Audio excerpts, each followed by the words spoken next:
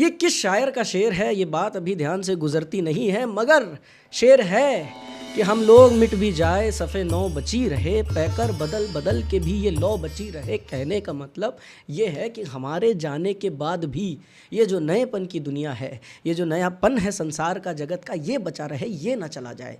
नए बदन आए, नए लोग आए, नए चेहरे आए, नई बातें आए और ये बात और ये सिलसिला आगे चलता रहे। इसी बात को कवि शायर साहिर लुधियानवी ने भी कह रखा है, कल और आएंगे नगमों में खिलती कलियां चुनने वाले, मुझसे बेहतर कहने वाले, तुमसे बेहतर सुनने वाले। कल कोई मुझको याद करे, क्यों कोई मुझको याद करे, मसरूफ़ ज़माना मेरे लिए क्यों वक्त अपना बर्बाद करे। मगर सौरभ द्विवेदी ये बात नहीं कह सकते, महेंद्र सिंह धोनी भी ये बात नहीं कह सकते थे, पर उन्होंने कह दी। सौरभ द्विवेदी ये जानते हैं कि वो ये बात नहीं कह सकते, क्योंकि जब कभी भी हिंदी पत्रकारिता के बारे में लिखा जाएगा, बोला जाएगा, ख़ास तौर से बदलते हुए पत्रकारिता की दुनिया में जब बात होगी कि किस तरह की डिजिटल पत्रकारिता होती है, पत्रकारिता की दिशा क्या है, कैसी होनी चाहिए, तो सौरभ द्विवेदी का नाम सफ़े अव्वल में लिया जाएगा। इस नाम के बिना हिंदी पत्रकारिता के विषय में ना कोई चर्चा होगी आने वाले 100 सालों में या 200 सालों में, ना की जा सकती है और करना संभव भी नहीं है। जब पूरा देश इस कश्मोकश में था कि भैया गोदी मीडिया पत्रकारिता कर रही है कि एंटी गोदी मीडिया पत्रकारिता कर रही है, जब पूरे देश की ज़बान पे गोदी मीडिया की रट लगी हुई थी, जब पूरे देश की नस नस में पत्रकारिता को लेकर एक स्केप्टिसिज्म की भावना उतरी हुई थी, उस वक्त एक आदमी था जो चुपचाप अपना काम करता जा रहा था। फिर चाहे वो ग्राउंड रिपोर्ट पे अपनी सेना को भेजना हो या खुद उतर के जाना हो, रील कैसे वायरल निकलवानी है, लोगों से कैसे वायरलिटी लानी और कैसे संजीदगी भरी पत्रकारिता करनी है, इन सभी चीज़ों में देखते देखते इस आदमी ने महारत हासिल किया। हमने और आपने पत्रकारिता के नाम पे जब सिर्फ और सिर्फ टीवी न्यूज़ एंकर्स को चिल्लाते हुए सुना, तो एक व्यक्ति ऐसा आया जिसकी आवाज़ भले ही उतनी खूबसूरत ना हो, पर उसकी बोलने की सौम्यता और उसके प्रेजेंटेशन और बातों और जहानत से सभी मंत्र मुग्ध हुआ। धीरे धीरे करके वो व्यक्ति हर किसी के मोबाइल फ़ोन की स्क्रीन पे पहुंच चुका था।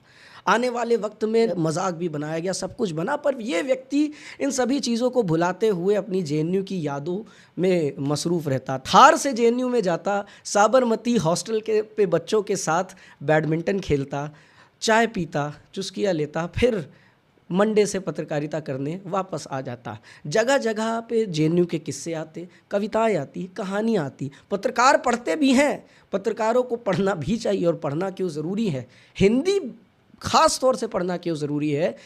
पहली बार लोगों के बीच पहुंचाने वाले पत्रकार सौरभ द्विवेदी, जिनके इंट्रोडक्शन की वजह से वो वायरल हैं, जिनके प्रेजेंटेशन की वजह से वो वायरल है, जिनकी राजदीप सरदेसाई से मार कुटाई की वजह से वो वायरल हैं, उसे कुटाई तो नहीं कहना चाहिए, जिनकी चुलबुली बातों की वजह से वो वायरल, और जिन्हें बहुत भली भांति पता है कि भैया ग्राउंड पे जाके वायरल क्लिप्स कैसे निकालनी है।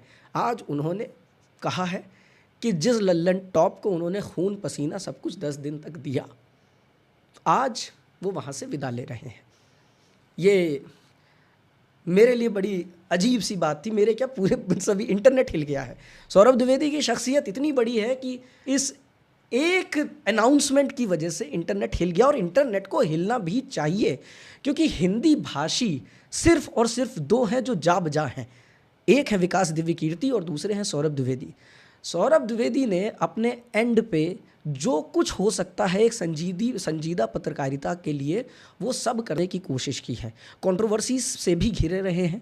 लल्लन टॉप के एक्स एम्प्लॉयज़ ने भी बहुत सारी बातें उनके लिए लिख रखी है। वहाँ के वर्क कल्चर को लेकर भी बहुत सारी बातें अलग अलग सोशल मीडिया प्लेटफॉर्म्स पे लिखी गई है। पर इन सभी चीज़ों के बावजूद, क्योंकि कोई भी इंसान अपने आप में परफेक्ट नहीं होता, बात यही है कि भाई एक आदमी चुपचाप इन बहसों से दूर कि पत्रकारिता क्या है, अच्छी पत्रकारिता क्या है, वो काम करता रहा जो वो कर सकता था। एक छोटे से कमरे से लेकर के एक बड़े से ऑफिस तक का सफ़र, और अब इस वक्त इंडिया टुडे ग्रुप की ग्राउंड फ्लोर पे एकदम कब्जा जमाए बैठे हुए लल्लन टॉप जिस जगह पे है, वो सिर्फ और सिर्फ सौरभ द्विवेदी और उनके नेतृत्व की बदौलत है। ये बात सत्य है, इसमें कोई दो राय नहीं है। लल्लन टॉप का सिनोनिम सौरभ द्विवेदी, लल्लन टॉप का एंटोनिम सौरभ द्विवेदी, लल्लन टॉप का कोई और निम होगा तो भी सौरभ द्विवेदी हैं। और इसलिए लल्लन टॉप से सौरभ द्विवेदी का जाना और उनका ये अनाउंस करना कि भैया हम जा रहे हैं, यहीं तक रह गया किस्सा हमारा। इंसानों को हिला के रख दिया है। दुनिया भर की खबरें चल रही हैं। वेनेजुएला पे आतंक मचा रखा है ट्रंप ने। वेनेजुएला के लोग क्या कह रहे हैं, जियोपॉलिटिक्स कैसी चल रही है, 75 तरह की बातें इस देश में, बहुत सारी घटनाएं घट रही हैं। और इन सभी घटनाओं के बीच एक घटना के रूप में आती है सौरभ द्विवेदी की अनाउंसमेंट कि भैया अब तुम्हारे हवाले वतन साथियों, हमा तो हो गया।